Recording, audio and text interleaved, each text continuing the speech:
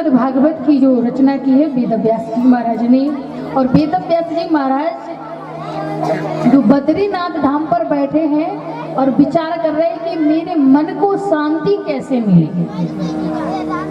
मन को शांति कैसे मिले। क्योंकि बद्रीनाथ धाम पर जाते ही वेद व्यास जी महाराज ने एक वेद में से 3 वेदों की रचना की। जो कहते हैं कि भगवान विष्णु के वो 4 पुत्र हैं।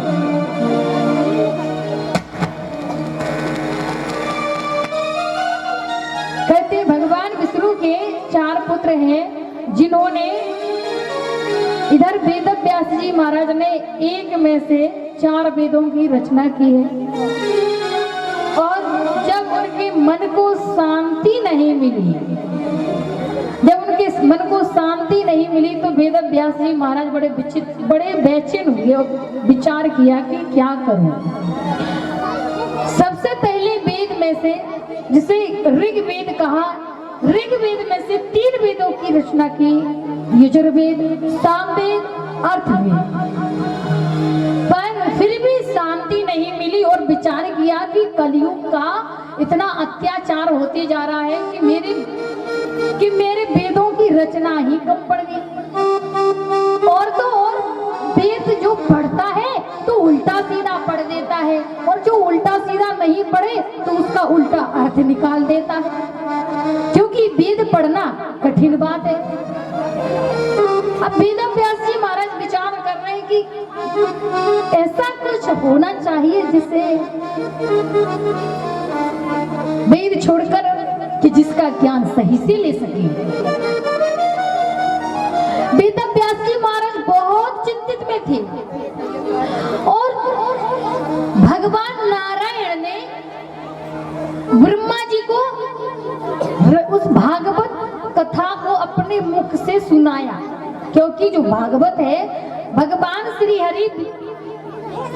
हरि ने अपने मुख से कहा, अपने मुख से वो शब्द निकाले।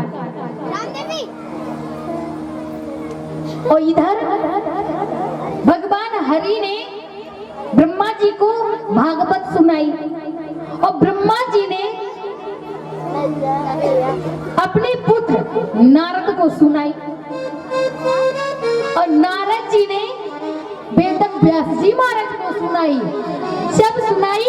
जब यहाँ पर इस मृत्यु लोक पर अत्याचार होने लगा और उनके मन को शांति नहीं मिली कि मैं क्या करूं। मैंने एक वेद में से मैंने 4 वेदों का भाग कर दिया है। उनको 4 वेद बना दिए, फिर भी उनका उच्चारण नहीं करते।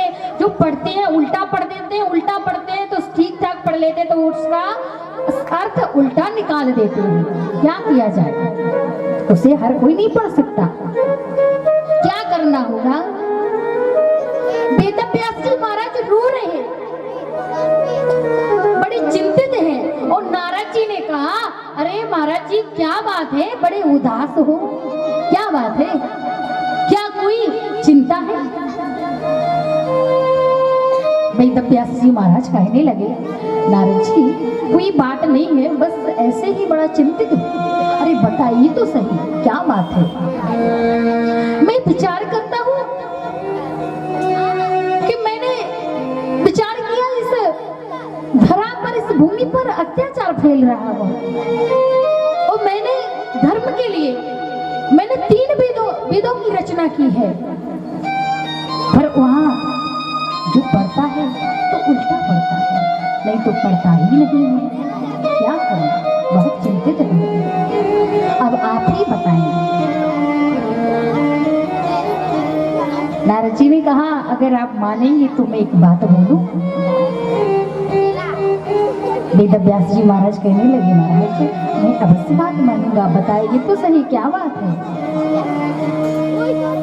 देखिए मेरे पिता ब्रह्मा को भगवान हरि ने कथा सुनाई थी, भागवत कथा। और वो आज कथा जो ब्रह्मा जी ने, मेरे पिता ब्रह्मा ने मुझे सुनाई, और आज मैं वो कथा आपको सुनाने जा रहा हूँ। अगर आपको उचित लगे तो 4 श्लोकों में से उसका सकते हैं, भाषण कर सकते हैं, उल्लेख कर सकते हैं।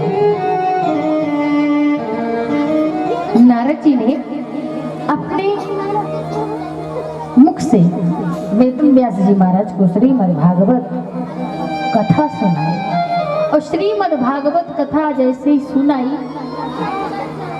तो सुनते ही उनका शरीर गदगद हो गया।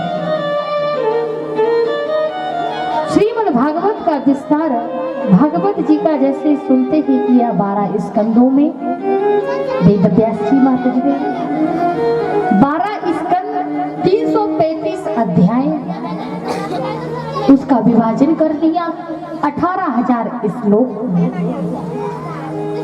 और फिर उस भागवत जी की रचना की। रचना करके अपने पुत्र को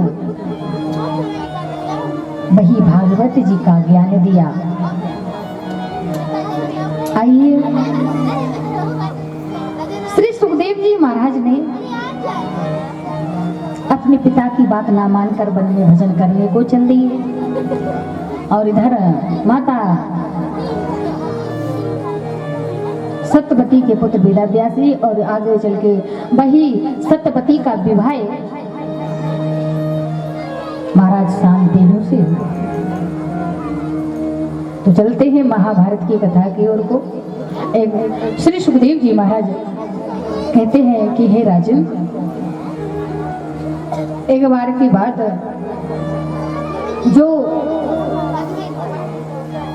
दीपक हैं, दीपक नाम के राजा सबसे पहले हस्तिनापुर के जिनके पुत्र थे शांतनु, और शांतनु महाराज का विवाह गंगा से हुआ। गंगा से हुआ और गंगा के 9 पुत्र हुए, जिसने 7 पुत्रों को अपने जल में प्रवाहित किया जो बसु थे, और 8वां बालक ले जाकर जैसे प्रवेश अपने जल में बहाना प्रारंभ किया, महाराज शांतनु देखते रहे और उसको भी कर दिया जैसे, और एक और बालक को ले जाना चाहा उन्होंने, तो उठने में माँ गंगा अपने बालक को ले जाती है, पर महाराज शांतनु से रहा नहीं गया कि इसने मेरे बालकों को तू मार दिया, पर ये बालक मर जाएगा तो फिर मैं कुछ नहीं कह पाऊंगा, क्योंकि उन्होंने वचन दिया था महाराज शांतनु ने। जब गंगा ने विवाह किया तो महाराज शांतनु से कहा कि मैं आपसे विवाह कर लूंगी, पर अच्छा करूं या बुरा, पर आप मुझसे कुछ पूछना मत, कोई जवाब मत मांगना। और ये गंगा कौन है? ब्रह्मा की पुत्री, पूर्व जन्म में महाराज शांतनु और ब्रह्मा के साथ गंगा जी जब गई, इंद्र के यहाँ सभा चल रही थी नित्य की, और एक हवा का झोंका आया और चुन्नी उड़ गई, और महाराज शांतनु और गंगा की एक दूसरे की ओर देख रहे थे। बीच में जैसे ब्रह्मा जी ने देखा तो श्राप दे दिया। आज वही दूसरे जन्म में वही देवता महाराज शांतनु आए और गंगा मैया पृथ्वी पर आई, और उनका मिलन हुआ महाराज शांतनु से। महाराज शांतनु के पुत्र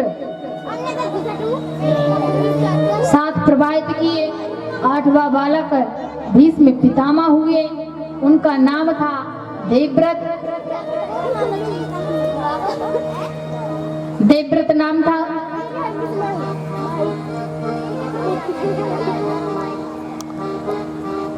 माता गंगे से जब कहा महाराज शांतनु ने कि आप मेरे इस पुत्र को नहीं मार सकती हैं, तो कहा अगर मुझे लगता है कि ये श्रापित ही जीना चाहेगा, इसलिए मैंने इसको प्रवाहित किया, पर कर ना सकी। जो आपने टोक दिया मुझे, वो आपने तो बोल दिया, क्षमा करें। महाराज शांतनु ने कहा आप हमें दे दो। गंगा मैया कहने लगी हम आपको ये बालक नहीं देंगे, ये बालक हम जब देंगे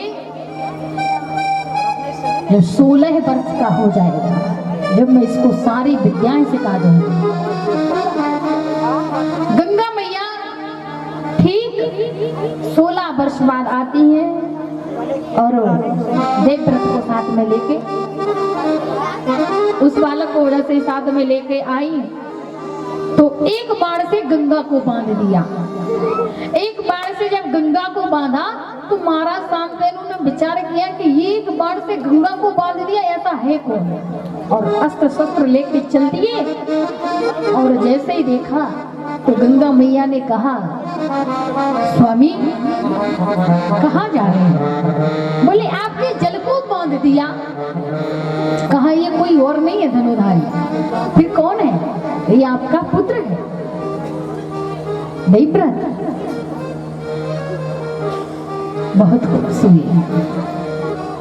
देवव्रत को कहा, पुत्र अब आप अपने पिता की धरोहरों और अपने पिता का ध्यान रखना, क्योंकि अब आप मेरे पास नहीं रह सकते। देवव्रत कहने लगे नहीं मैया, मैं आपको ऐसे नहीं जाने दूंगा, आप भी मेरे साथ रहिए। कहा मेरे ये भाग में नहीं है, मेरे भाग में होता तो मैं अवश्य ऐसा करती। और गंगा मैया चल देती है।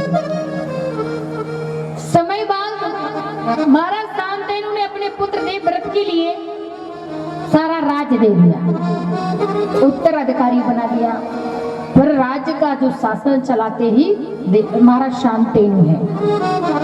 एक बार हस्तिनापुर के लिए जा रहे, घूमते घूमते भ्रमण करते हुए तो एक तूफान आया और तूफान में बहुत एक दूसरे से बिछड़ गए और दूर तक पहुंचे। तो महाराज शांतनु जमुना जी के किनारे पहुंचे और देवव्रत कहीं और पहुंचे। जैसे जमुना जी के किनारे देखा तो एक चंद्रिका नाम की एक कन्या बैठी है और निषाद राज की बेटी है, और जिसका नाम क्या है? सत्यवती। और उसको देखकर महाराज शांतनु मोहित हो जाते हैं और महाराज शांतनु कहते हैं कि हमको पल्ली पार लगा दो, क्योंकि वो नाव चलाती है। और जब बैठ के जाते हैं कहती हमको पल्ली पार लगा दो। पल्ली पार लगाना चाहा, कहती महाराज अब यही है आपका, आपने यही तक बोला था हमने लगा दिया। बोले नहीं और आगे लगा दे। फिर कुछ देर से कहने लगे कि आप हमसे विवाह करेंगे, हम आपसे देवी राजकुमारी विवाह करना चाहते हैं।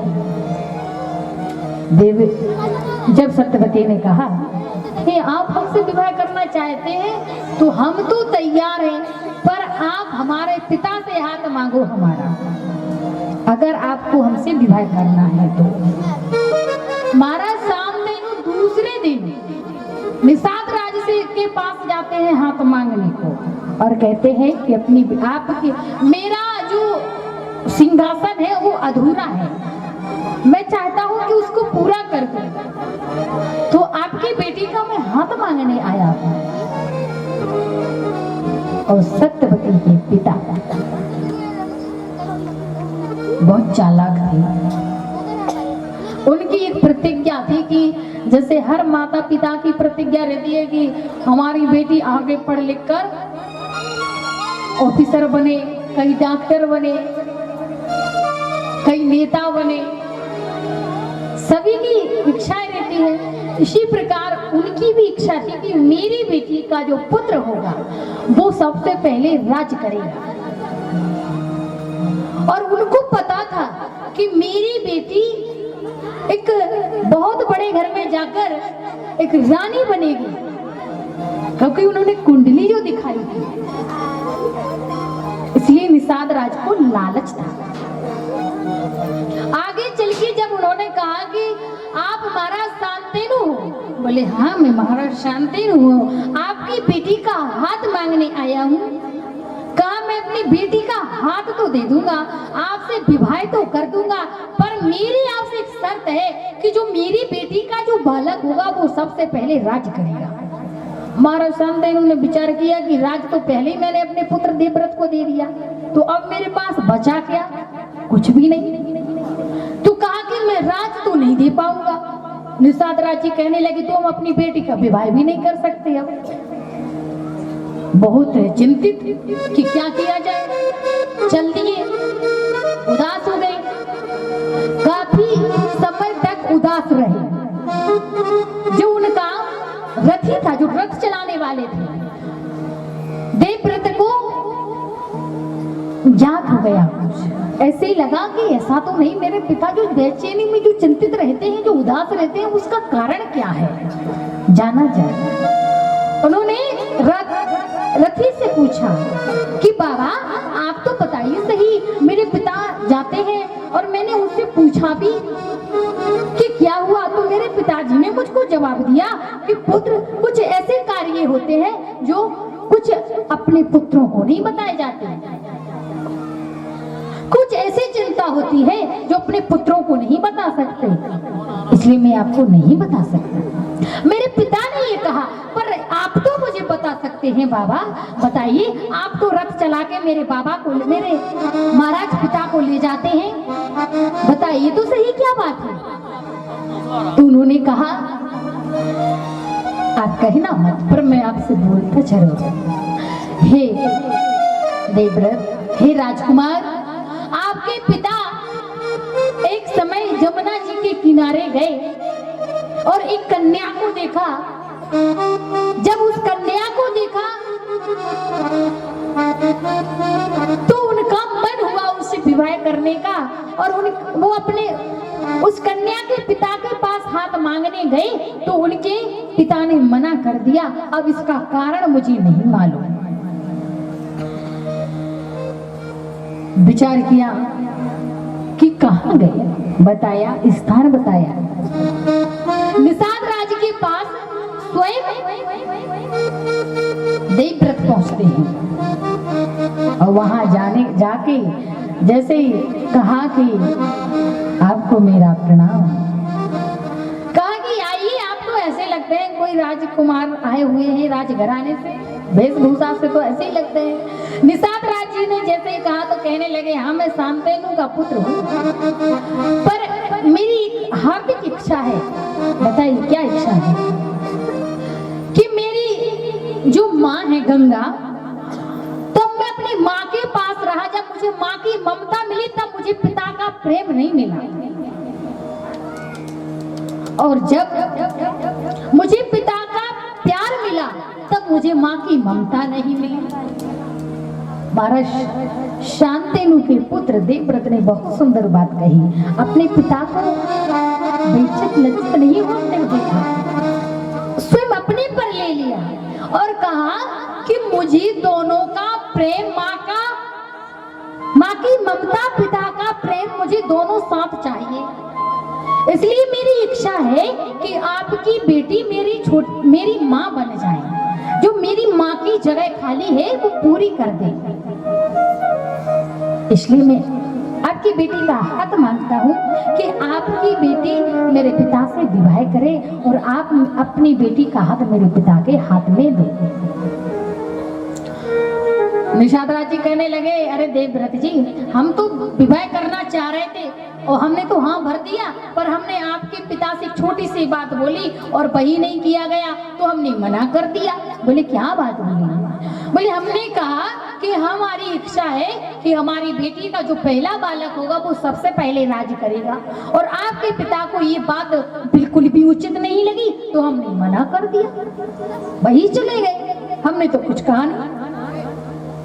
देवव्रत जी ने कहा, मेरे पिता कौन होते हैं राज देने वाले?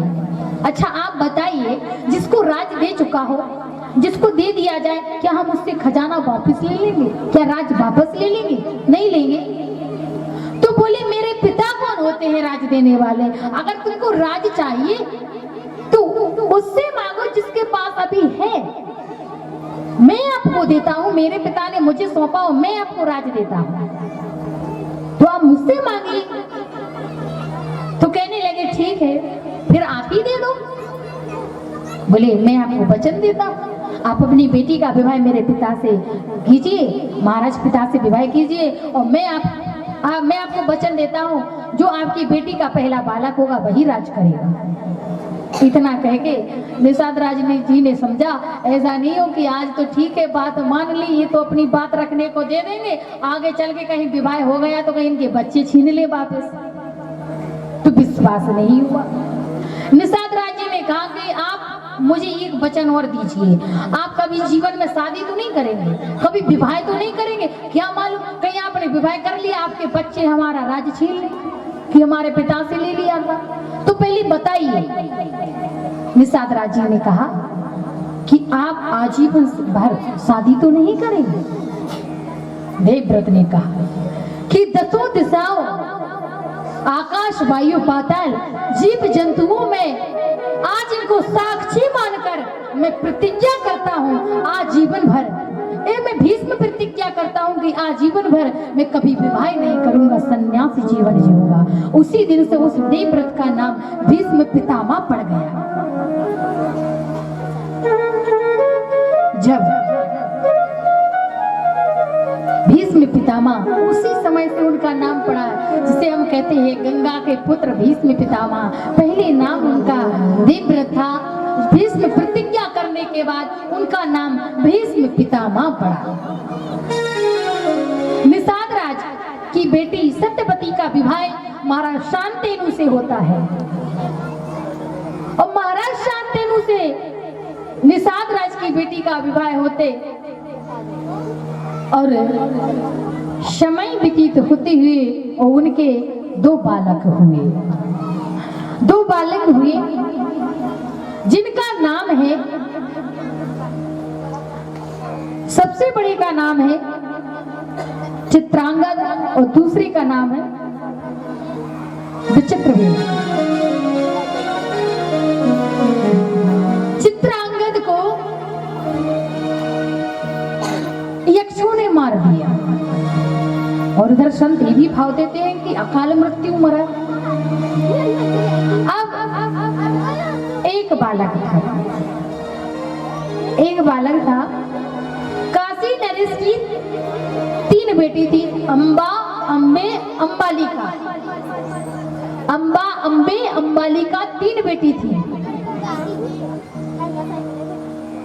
विचित्रवीर का विवाह होता है, क्योंकि पहले के राजा महाराजा बलपूर्वक विवाह करते थे, जो जीत ले तो उन विवाह कर लेते थे।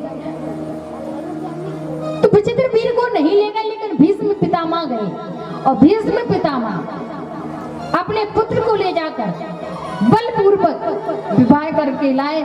तो तीनों को लाए साथ में, अंबे को, अंबालिका और अंबिका, और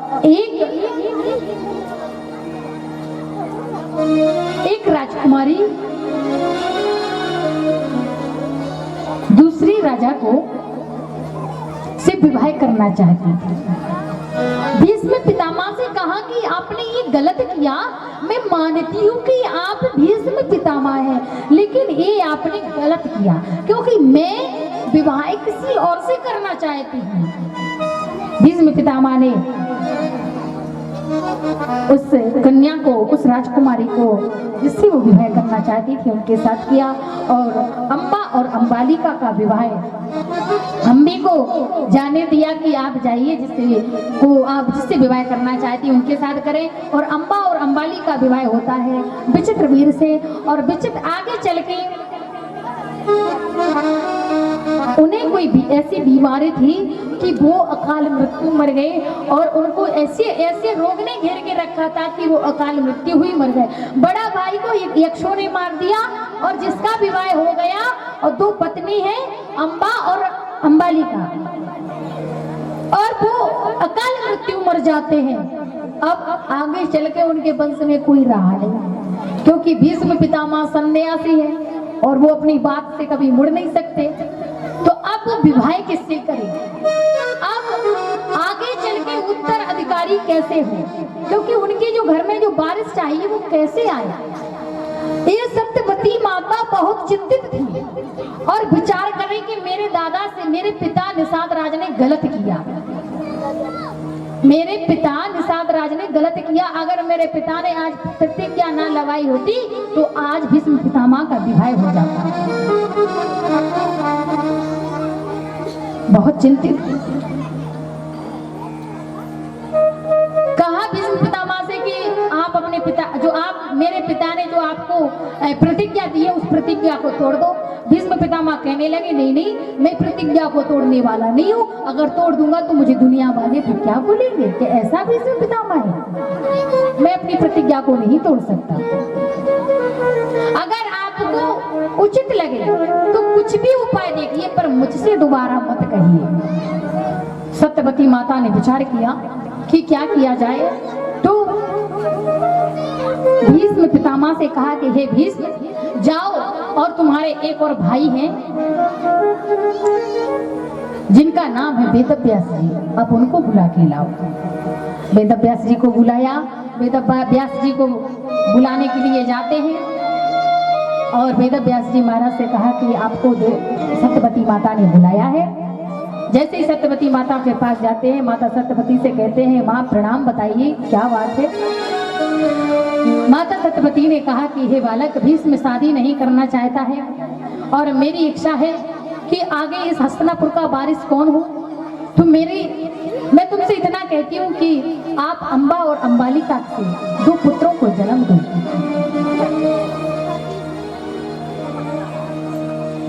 वेदव्यास जी महाराज ने कहा ठीक है माता श्री। वेदव्यास जी महाराज कहने लगे आप मेरे भवन में भेजिए, क्योंकि मेरी जो नृत्य शक्ति है वो पढ़ते ही वो गर्भ से हो जाएंगे और उनके यहाँ सुंदर से बालक होंगे। अम्बे को भेजा माता सत्यवती ने। अम्बे जैसे जाती है तो वेदव्यास जी महाराज के सामने जाने का कोई ऐसा वैसा साहस नहीं। कहते हैं कि भीष्म के आगे हंसने का साहस नहीं है। इसी प्रकार जब गई तो उनका रंग उड़ गया और एकदम पीली पड़ गई। सबसे पहले अम्बे को भेजा। अंबालिका को जैसे ही भेजते हैं तो उनका रंग उड़ गया। जैसे कि अगर कोई चोरी कर ले तो उसका रंग उड़ जाता है, अगर किसी ने कुछ भी काम गलत कर दिया तो उसका रंग उड़ जाता है। इसी प्रकार जब वो जाती है तो डर गई और डरने के कारण उनका अंग पीला पड़ गया, लाल पीला हो गया और उनसे एक बालक का जन्म हुआ जिसका नाम, रोगी थे पर उनका नाम था पांडु। वेदव्यास जी महाराज कहने लगे कि आपके जो अंबालिका आई और उनके पुत्र जो हैं वो रोगी होंगे, मुझे तो नहीं लगता कि सही से राज चला सकते हैं। मैं आपसे कहता हूँ कि अभी भी कुछ नहीं बिगड़ा, तो अब आप और भी दूसरा उपाय देख सकते हैं। माता सत्यवती ने कहा कि अब मैं अभी अंबालिका को भेजा था, अब मैं अम्बे को भेजती हूँ। अम्बे को भेजा कि अम्बे तुम जाओ। अम्बे जाती है तो अम्बे डर के कारण आंखें बंद कर लेती है, नेत्र बंद कर लेती है। तो फिर कौन हुए? जो अंधा बालक हुआ, जिनसे अंबालिका से अंधा बालक हुआ और जिनका नाम है क्या? धृतराष्ट्र। अम्बा और अंबालिका ने विचार किया कि अब हम जाने वाले नहीं है। और इधर माता सत्यवती से कहा कि मैया, अरे दोनों आपके बालक, मुझे लगता है कि ये विधि का ऐसा ही विधान होगा कि आपके दोनों, एक रोगी और एक अंधा, ये शासन कैसे चलाएंगे, राज्य कैसे चलाएंगे? अंधा राज नहीं चला सकता, रोगी का कोई समय नहीं, मालूम नहीं कब चला जाए।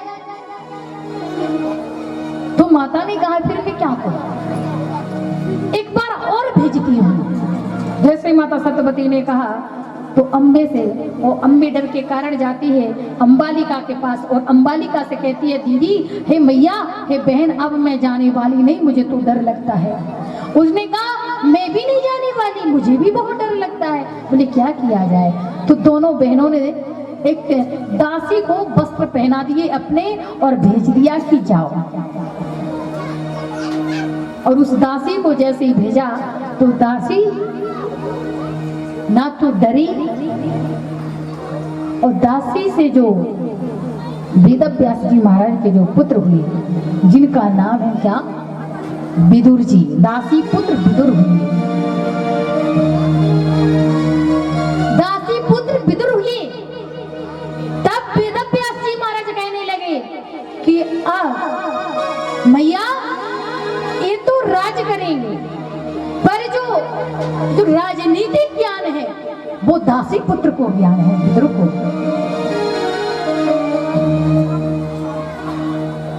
अगर दोनों भुजाएं हैं तो ये विदुर है।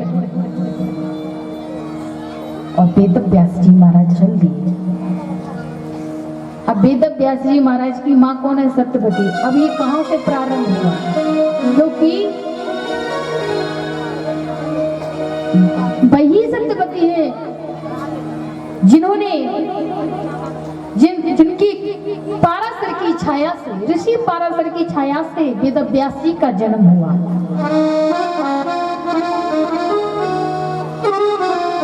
और फिर वेदव्यास जी महाराज ने महाभारत काव्य की रचना की, महाभारत की भी रचना की है। आगे चल के 100 पुत्र महाराज धृतराष्ट्र के हुए। काशी नरेश की पुत्री गांधारी, और एक पुत्र का विवाह माता कुंती से हुआ, जिनकी छोटी पत्नी का नाम था माधुरी।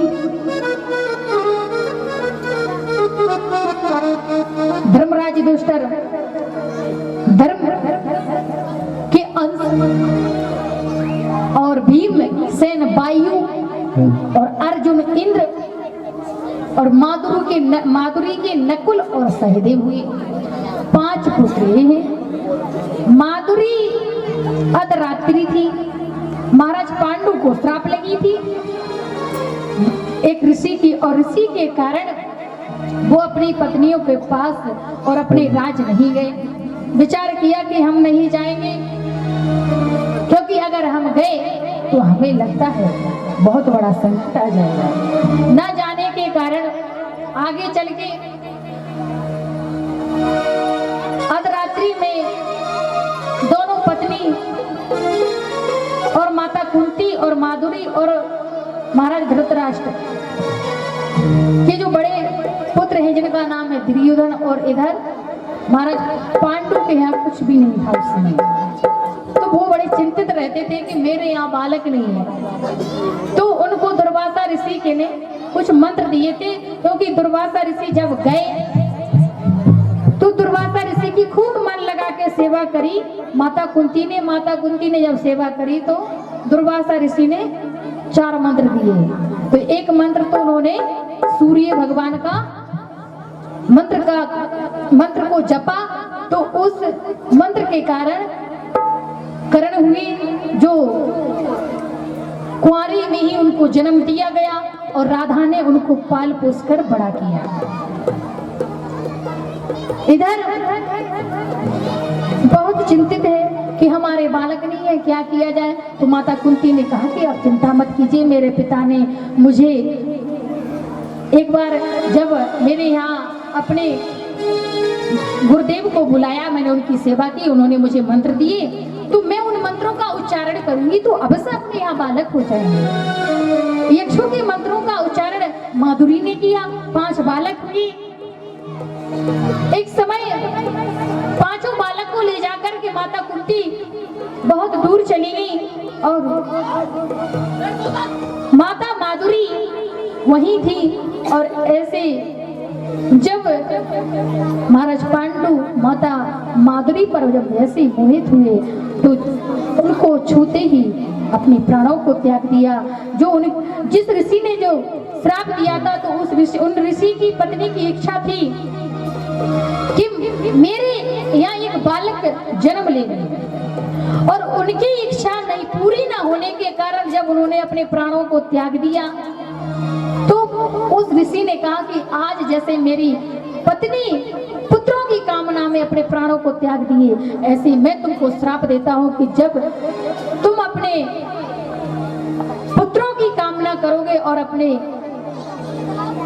पत्नी को स्पर्श करोगे, स्पर्श करते ही अपने प्राणों का अंत कर दोगे। यही आगे चल के माधुरी के कारण माधुरी ने कहा कि मेरे पति का प्राणांत हुआ है, महाराज पांडु का प्राणांत हुआ है मेरी वजह से, तो मैं भी इनके साथ में पत्नी होने के कारण मैं सती हो जाती हूँ। साथ में माधुरी ने अपने प्राणों को त्यागा। आगे चल के अब बताइए कि जिस माँ ने 5 बालक कैसे पाले होंगे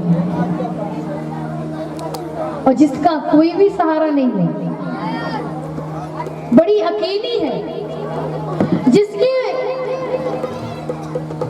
जो महाराज धृतराष्ट्र के पुत्र प्रतिदिन षड्यंत्र रचाते हैं कि इनको कैसे मारा जाए, प्रतिदिन रचाते हैं, पर कहते हैं ना कि जाको मार सके ना कोई,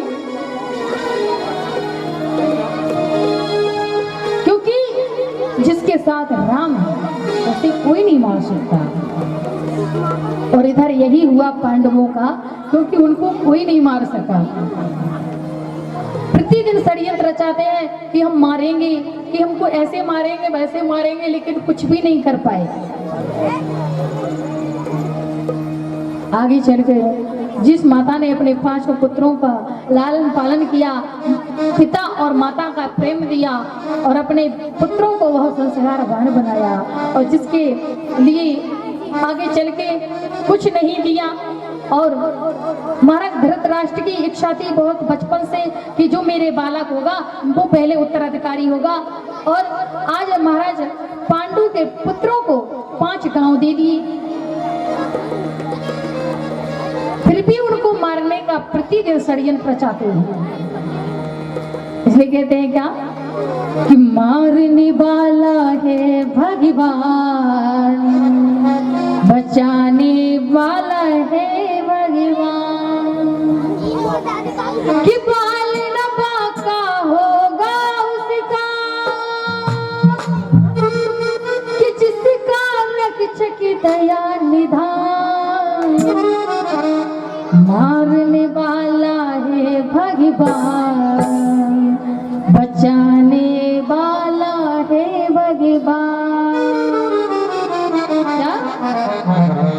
कि मारने वाला है भगवान, बचाने वाला है भगवान, मारने वाला है भगवान। जय हो। मारने वाला है भगवान, बचाने वाला है भगवान, मारने वाला है भगवान, बचाने वाला है भगवान।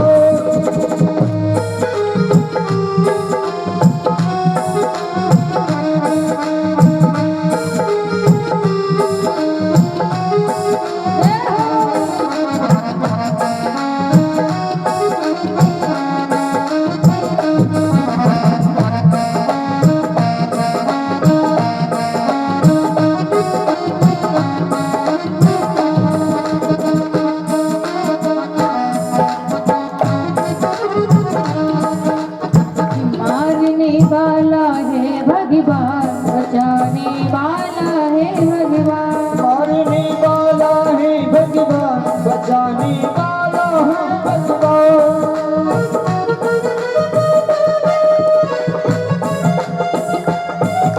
जय हो।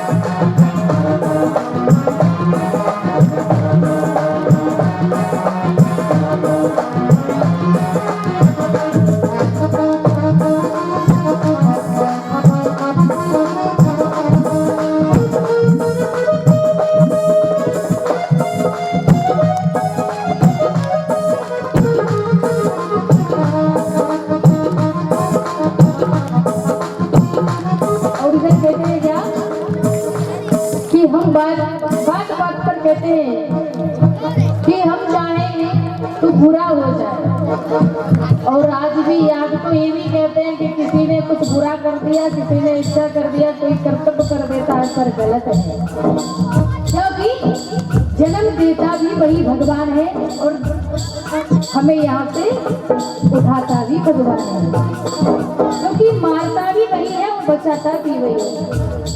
जिनकी एक पत्ते से कभी बाल बांका नहीं होता,